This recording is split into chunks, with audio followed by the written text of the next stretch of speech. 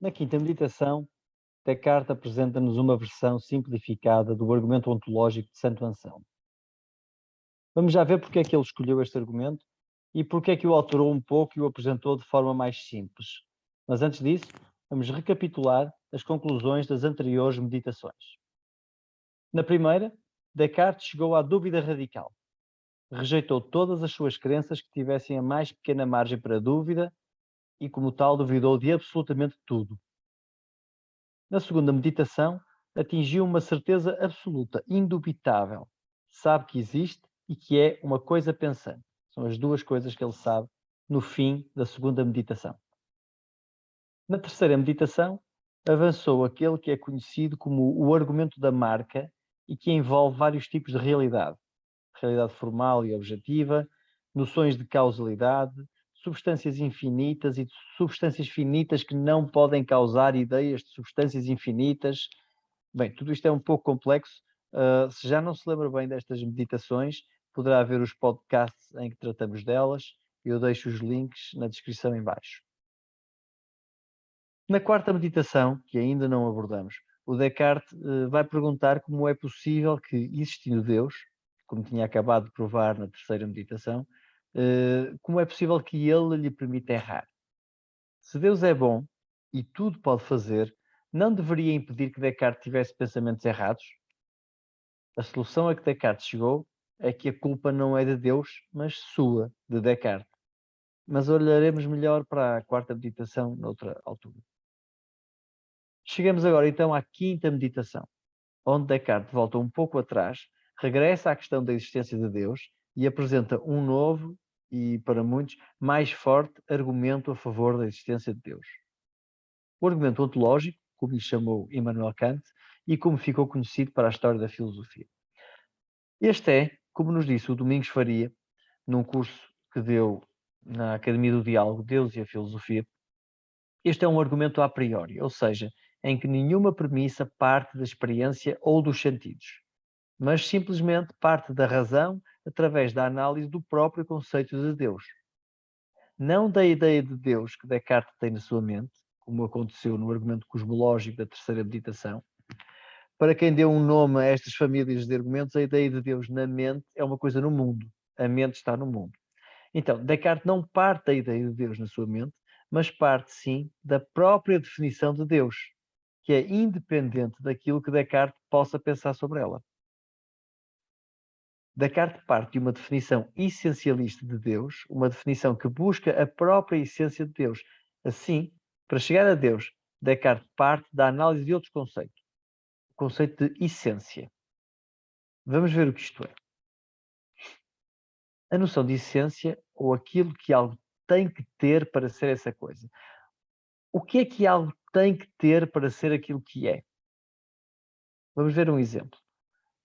Um rinoceronte não tem de ter um corno para ser um rinoceronte.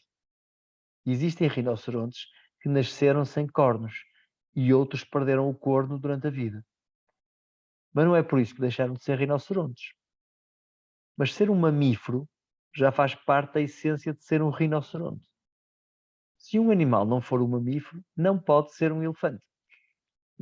Não pode ser um rinoceronte. Apanhei-vos agora. Certas coisas não existem no mundo, mas são estipuladas por nós como existentes. Os triângulos, por exemplo, só existem na nossa mente. O mundo não tem triângulos perfeitos. Mas sabemos que ter três lados é uma característica de um triângulo. Um triângulo também tem uma essência. Mas calma aí. Ok, deve estar agora a dizer, calma aí, Tomás. O que raio é que triângulos e rinocerontes têm a ver com Deus? Bem, eu digo. A prova ontológica da existência de Deus parte de algumas afirmações que fazemos normalmente acerca da essência de Deus para a conclusão de que Deus existe de facto. Para percebermos como é que este salto da essência de uma coisa para a realidade dessa coisa pode fazer algum sentido, temos de recuar até aos inícios da própria filosofia. Desculpem, mas eu gosto às vezes de dar estes saltos. Temos de recuar quase 2000 anos antes de Descartes, até à cidade grega de Eleia, ao primeiro de todos os filósofos, Parménides. Sabemos por alguns fragmentos dos seus escritos que chegaram até nós que o velho filósofo defendia que só podíamos pensar sobre aquilo que é. Sobre o que não é, não faz sentido falar ou pensar. Sim, eu sei, é uma ideia muito estranha, mas foi esta mesma ideia que foi sendo pegada por vários pensadores que lhe deram diferentes vestimentas e configurações. Para Platão, um grande admirador de Parménides, a última realidade, a realidade mais fundamental, era uma realidade unicamente pensada, o mundo das ideias. Eu dei este salto de mais de 2000 anos, ou quase 2000 anos, porque só colocando Descartes nesta tradição idealista de pensamento é que podemos perceber que os seus esforços de tentar provar algo fora da sua mente, a partir de algo dentro da sua mente, não é uma aventura assim tão absurda. É aqui que podemos encontrar a origem da ideia cartesiana e mais tarde spinozista ou spinoziana, de que se tivermos uma ideia suficientemente clara e distinta, podemos ter garantias de que essa ideia é verdadeira. Ou seja, temos garantias de que se refere a algo de verdadeiro na realidade. Mas só temos de novo os 2000 e tal, os quase 2000 anos, não sei bem para a frente. Em relação a este argumento que hoje nos ocupamos, Descartes começa por nos exemplificar coisas que existem de alguma forma, independentemente do que eu possa pensar sobre elas. A essência de um triângulo, diz-nos Descartes, é aquilo que é, independentemente do que eu pensar sobre ela.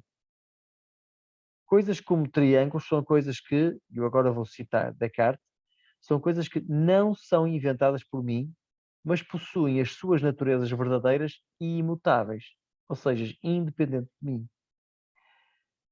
E podemos descobrir coisas sobre os triângulos apenas pensando naquilo que essencialmente são. Por exemplo, volto a citar, que os seus três ângulos são iguais a dois retos, ou seja, 180 graus.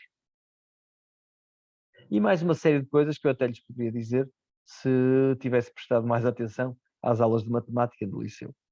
Mas, pergunta Descartes, se posso fazer isto para triângulos, não posso também fazer isto para Deus? O Descartes acabou de fazer é uma coisa enorme. Mostrou-nos que o tal deslize, como eu gosto de lhe chamar, e já usei este termo na terceira meditação, mostrou-nos que o tal deslize do mental para o real, aquilo que os filósofos já vinham preparando desde Parménides, não é inédito, não é algo inédito, mas é algo que já fazemos naturalmente com algumas verdades da matemática. A originalidade de Descartes foi aplicá-la ao conceito de ser supremo, Deus.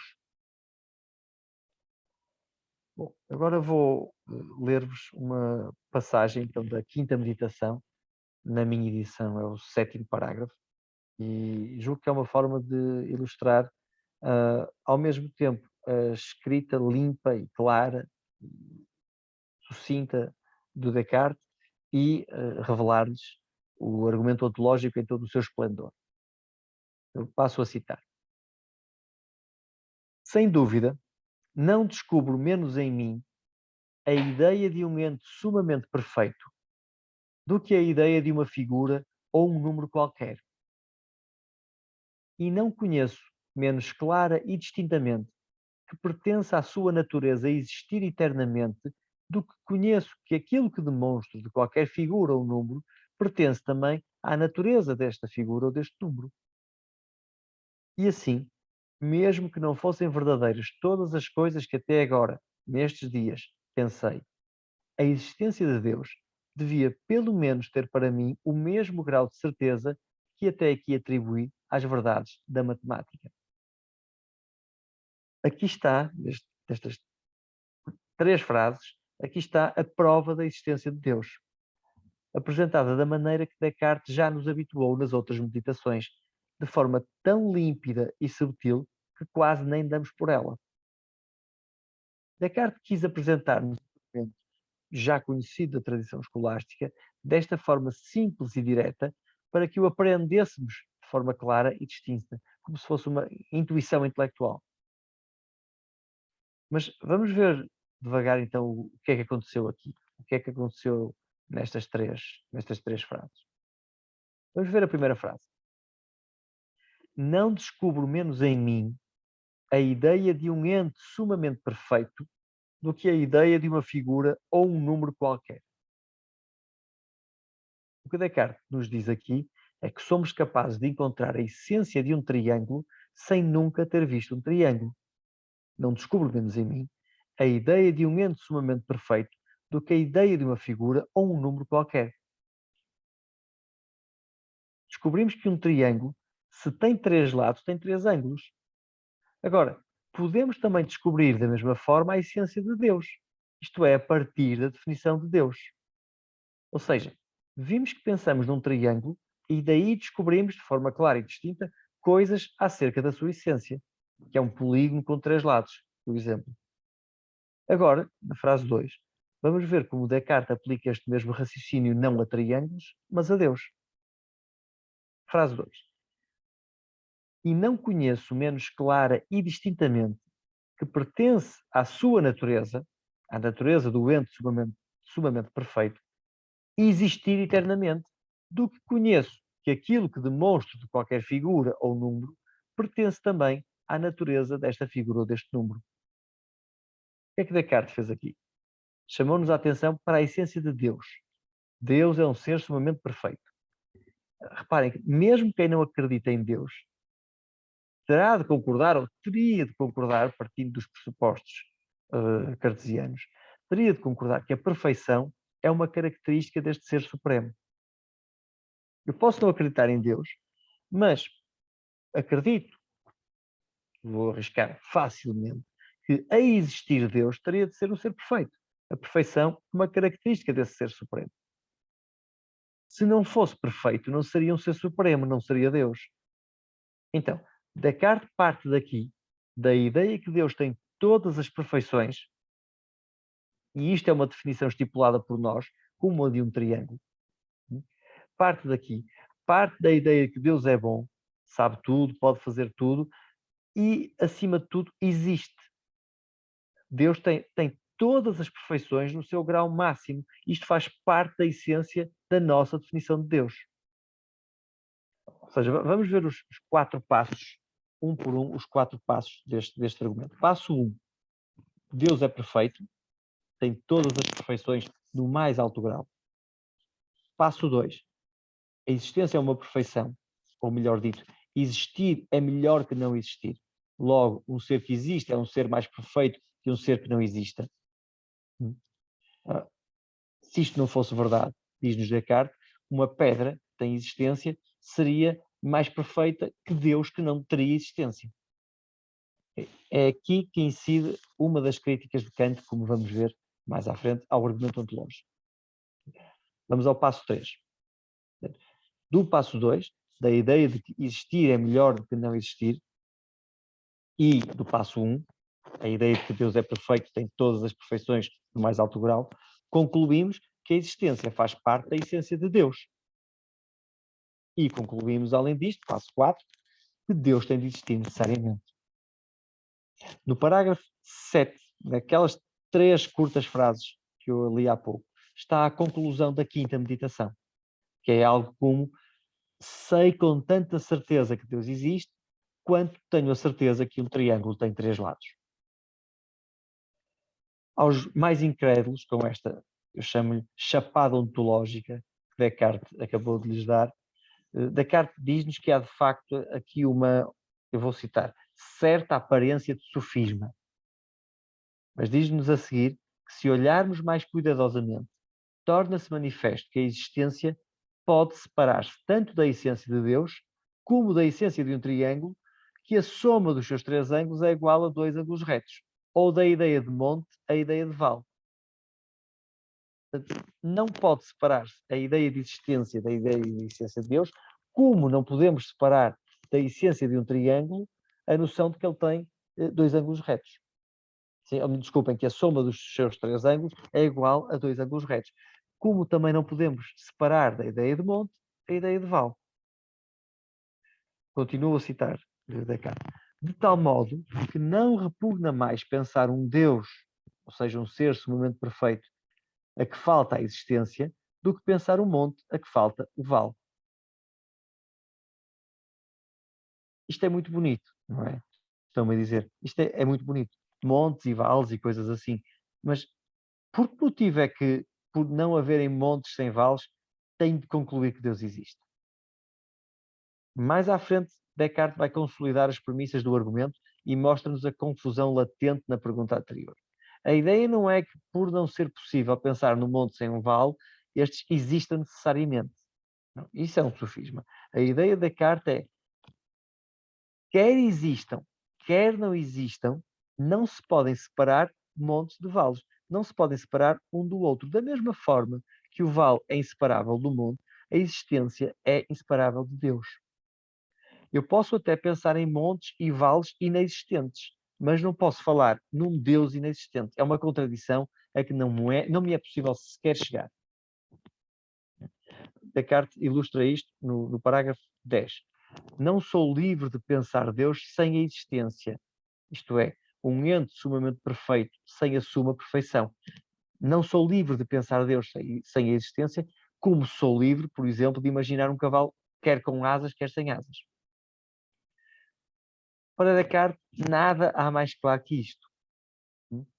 E vejam como ele mostra isso no parágrafo 11.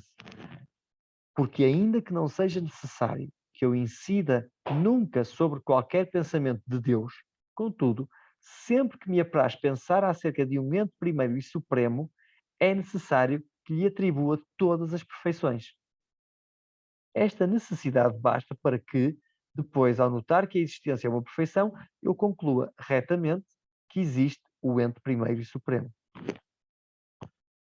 Bom, chega de citações. Em resumo, o essencial do argumento é o seguinte: Deus é um ser perfeito. Para que algo seja perfeito, tem de ter em si todas as perfeições. A existência é uma perfeição, logo Deus tem de existir. Descartes acabou de provar que a existência de Deus faz parte da sua essência. Isto é enorme, não é? Descartes provou que a existência de Deus faz parte da sua essência, visto que é um ser perfeito. E fê-lo da mesma forma com que provou antes que é da essência de um triângulo ter 3 ângulos, de uma forma totalmente a priori. Não precisou de olhar para nenhuma coisa no mundo, nem para nenhuma ideia na sua cabeça.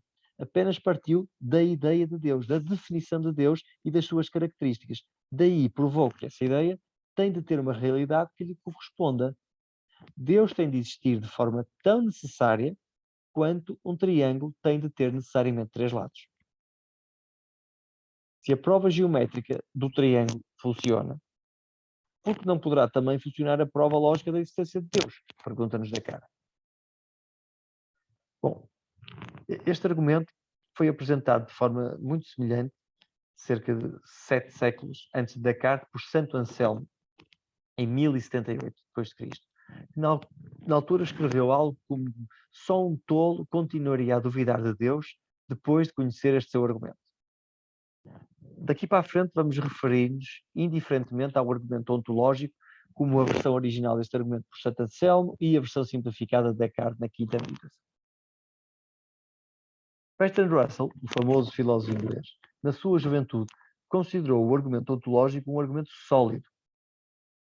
Ora, vamos ver. Se alguém com a preparação intelectual de Russell ficou bem impressionado e foi até convencido com este argumento, mesmo que mais tarde o tenha abandonado, podemos ter a certeza, clara e distinta, digo aqui, que este é um argumento que, pelo menos, merece ser estudado não só pelos seus pergaminhos históricos, pela importância que teve na história da filosofia, mas também pelo seu valor em si mesmo. Ou seja, o argumento ontológico tem um grande poder de convencimento. Mas é um bom argumento? Para não ser um bom argumento, parece que tem de haver uma diferença essencial qualquer entre a prova geométrica do triângulo e a prova lógica da existência de Deus. Mas qual é essa diferença? Vamos percorrer aqui algumas tentativas de refutar o argumento ontológico e vamos ver se conseguimos descobrir quais são essas diferenças. Uma primeira crítica que surgiu ao argumento ontológico foi pelo monge seu contemporâneo, Gaunilo. Lembram-se do tolo que, segundo Anselmo, não seria convencido pelo seu argumento? Bem, este monge contemporâneo, este monge Gaunilo, respondeu numa carta a Anselmo e intitulou a carta Em Nome do Tolo. Apesar de acreditar em Deus, Gaunilo era um monge, não acreditava na via de Santo Anselmo para chegar a essa crença. Não acreditava na lógica do seu argumento. Nessa carta, que escreveu a Anselmo, Gaunil descreve uma ilha imaginária, uma ilha perfeita, que alguém decidisse estipular como perfeita. Isto foi uma das mais brilhantes experiências mentais na história da filosofia. Esta ilha perfeita e imaginária. Essa ilha teria água e comida ilimitada, condições de vida perfeitas, natureza amiga do homem, por aí fora. Ora, segundo a lógica do argumento de Anselmo, essa ilha estipulada como perfeita teria também de existir necessariamente. Se definíssemos uma ilha qualquer como uma ilha perfeita, ela teria de existir para ser perfeita. Teria de ter o atributo da existência, pois, caso contrário, seria menos que perfeita que qualquer pedaço de pedra despida existente para ali lançada. Ora, isto parece-nos absurdo, e é de facto absurdo, mas então o argumento de Anselmo, e como tal o de Descartes, teria também de ser absurdo. Então, vamos ver isto com mais calma. Diz-nos Gaunil: tenho em mim a ideia de uma ilha perfeita, ou posso ter em mim a ideia de uma ilha perfeita. Uma ilha perfeita tem de existir para ser perfeita. Logo, a ilha perfeita tem de existir. Assinado Gaunil. Digam lá, o que lhes parece este argumento? Vamos fazer uma pequenina pausa. Procurem pensar, mas realmente pensar sobre se este argumento, de alguma forma, refuta, ou melhor, se este contra-exemplo refuta o argumento de Santo Anselmo.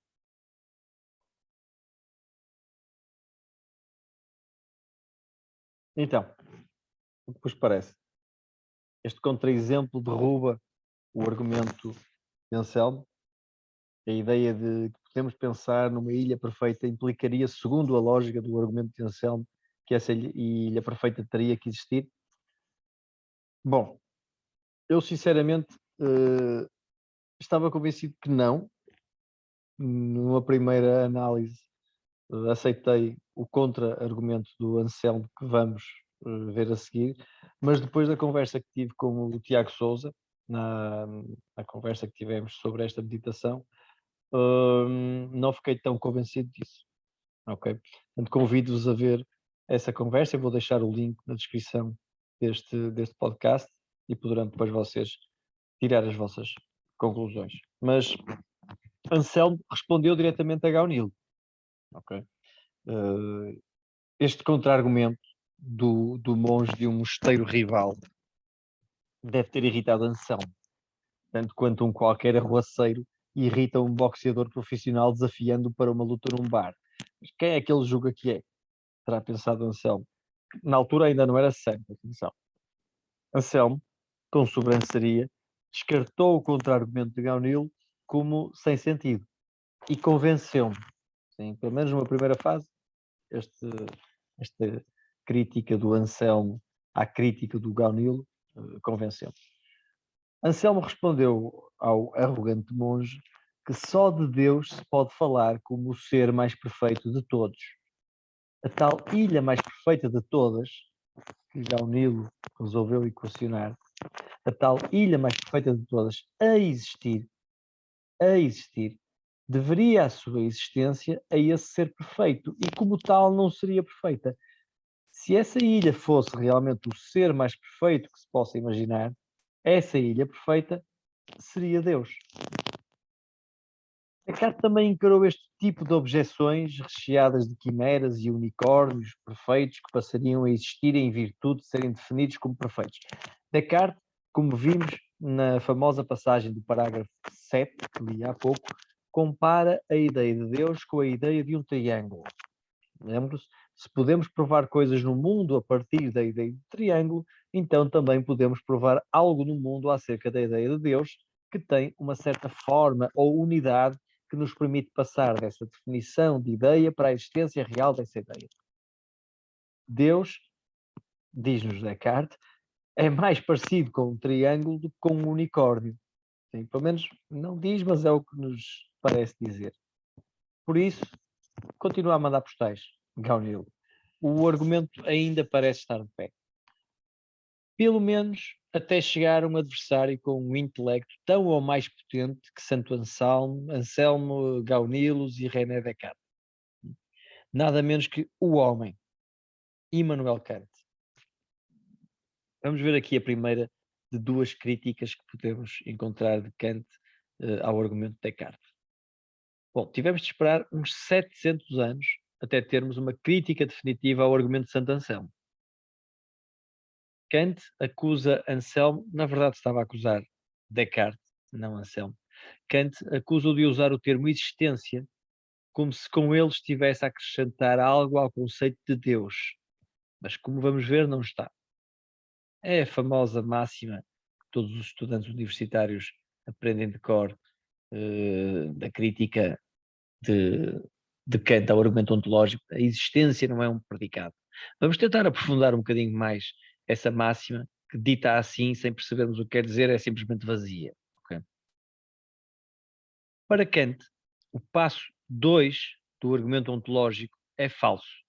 Lembram-se do passo 2? Aquele que dizia que existir é uma perfeição? Sim. Foi daqui que Anselmo concluiu que um ser perfeito tem de existir. Bem, para Kant, existir não é uma perfeição. Existir não é sequer uma propriedade das coisas, quanto mais uma propriedade perfeita de alguma coisa. Vamos a um exemplo. Vejam a frase 1. Descartes escreve. Okay? Agora vejam a frase 2. Descartes existe. Parecem, semanticamente parecem frases do mesmo tipo, mas não são frases do mesmo tipo. Existir não é uma qualidade como escrever. Existir é uma pré-condição para se ter qualidades. Para escrever, Descartes tinha que existir. Sim? Kant descobriu que a ideia de existência não acrescenta nada ao que já conhecemos do objeto. Apenas afirma que essa coisa existe na realidade e não apenas na minha mente. Afirma, mas não prova. Como quando eu digo que, abrir aspas, a banana amarela está em cima da mesa, fechar aspas. E a seguir digo que, abrir aspas, a banana amarela está embaixo da mesa, fechar aspas. Ao dizer em cima da mesa e ao dizer embaixo da mesa, eu não alterei nenhuma característica da banana, apenas mudei a sua localização. A palavra existência está aqui a fazer o mesmo que o em cima da mesa e o embaixo da mesa. A palavra existência está apenas a mudar a localização de Deus da mente para fora dela. Kant, a maior parte dos autores está convencido disto, Kant mostrou-nos definitivamente que não faz parte da definição de nada dizer que ela existe. Nunca acrescentamos às características de algo a sua existência. Descartes tentou tornar a existência parte da definição de uma coisa. Mas de tudo o que definirmos, podemos sempre perguntar: muito bem, essa coisa é assim, assim, assim e tal. Mas essa coisa existe?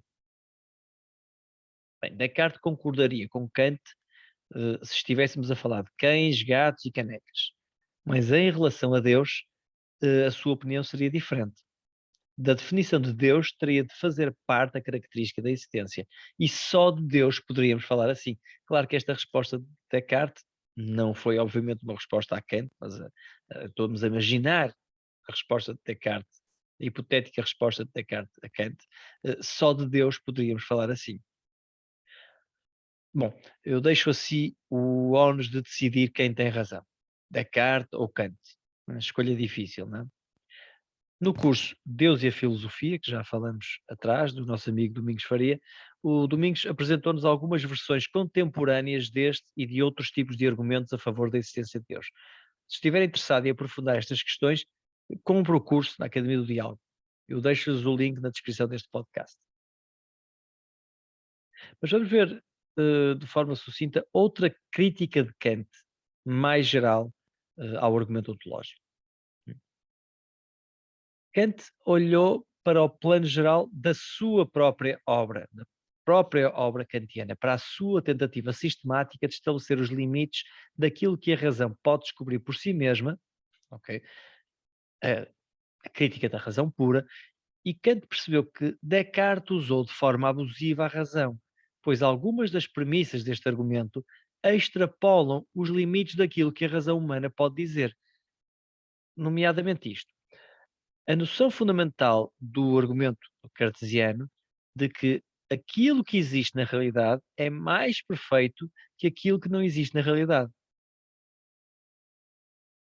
Meus amigos, por mais intuitivamente verdadeiro que isto nos pareça, o Kant diz-nos que não podemos aceitar esta ideia como necessariamente verdadeira, pois ela só nos parece óbvia numa perspectiva humana e limitada ao uso que damos ao nosso, chamemos-lhe assim, escafandro cognitivo, ou seja, à nossa forma de conhecer, falar e pensar sobre o mundo. Só dentro da nossa máquina de conhecer o mundo, da nossa máquina humana de conhecer o mundo, é que faz sentido dizer que a realidade é necessariamente superior à não realidade. Mas o problema é que aí estamos a referir-nos à realidade tal como ela nos aparece e não à realidade em si mesma. Kant chamou esta realidade em si mesma o númeno, pois essa realidade em si mesma, o númeno, é-nos inacessível. Ou seja, nós não sabemos, não temos capacidade de saber se é verdade que aquilo que existe na realidade é mais perfeito que o que não existe na realidade. E esta é uma premissa fundamental do argumento de Descartes. Para finalizar, uma última crítica ao argumento de Descartes. Uh, Parece que há aqui uma pequena contradição, se é que alguma vez uma contradição pode ser pequena, entre o que ele diz nesta meditação e o que ele disse na primeira meditação. Ora, vamos fazer um esforço de memória. Eu não sei bem se isto é uma crítica, mas lembram-se na primeira meditação termos encontrado o gênio maligno, aquele Deus enganador que Descartes achava ser possível, ou pelo menos sobre o qual era possível pensar? Lembram-se? O gênio maligno. Bom, esse Deus maligno não tinha o atributo da bondade. Faltava-lhe um atributo da bondade. Portanto, na primeira meditação, Descartes foi capaz de pensar num Deus sem o atributo da bondade. Por essa lógica, também é possível que exista um Deus sem o atributo da perfeição. Estamos a dar de barato, se vamos ignorar Kant, estamos a dar de barato que a perfeição é um atributo. Mas se já fomos capazes de retirar o atributo da bondade a Deus, então também somos agora capazes de tirar ou de não atribuir o atributo da perfeição a Deus. Ou seja, sem o atributo da perfeição, ah, esse Deus não teria o atributo da existência. O argumento cairia por terra. Eu não sei se isto é suficiente para refutar o argumento ontológico, mas, bom, olha, pelo menos tentei. Em jeito de conclusão. Independentemente do argumento ontológico de Descartes e já agora o cosmológico da terceira meditação, nos convencerem ou não, a mim não me convenceram, se é que isso interessa para alguma coisa, independentemente de nos convencerem ou não, parece-me que há um grande sentido de humildade que todos ganhamos em conhecer estes argumentos. Sempre que os leio e penso sobre eles, sinto como um tocador de banjo amador a olhar para uma composição musical muito complexa e elaborada. Além disso, apresentam-nos, ou tentam apresentar-nos, o ente mais misterioso que a humanidade alguma vez foi capaz de pensar: Deus. Pensar em Deus, mesmo para ateus como eu, é um desafio que não devemos desprezar com um simples encolher de ombros. Pensar em Deus e refletir sobre as possibilidades da sua existência a partir da própria ideia de Deus, é este o convite de Anselmo e de Descartes, é um dos muitos tesouros da filosofia ocidental. Conhecer e participar neste debate e nos outros que se lhes seguiram, questões relacionadas com a existência, com o ser, com a mente e o corpo, por aí fora, num certo sentido, mesmo num sentido ateu, aproxima-nos seguramente mais de Deus, o que quer que ele seja. Até à próxima.